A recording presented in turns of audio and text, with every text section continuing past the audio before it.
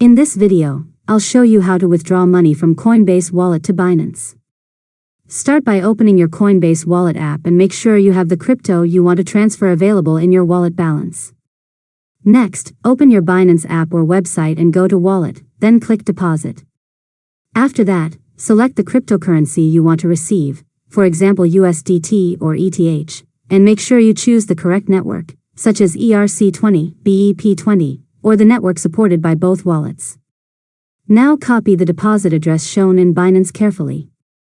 Next, go back to Coinbase Wallet and tap Send. Paste the Binance deposit address into the recipient field. After that, select the same cryptocurrency you chose on Binance and enter the amount you want to transfer. For example, you can send 100 USDT. Now review the transaction details carefully, especially the network type, because using the wrong network can result in lost funds. Next, confirm the transaction and approve the network fee to send the crypto.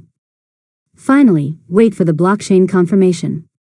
Once completed, open Binance and check your spot wallet to confirm the funds have arrived. And that's it.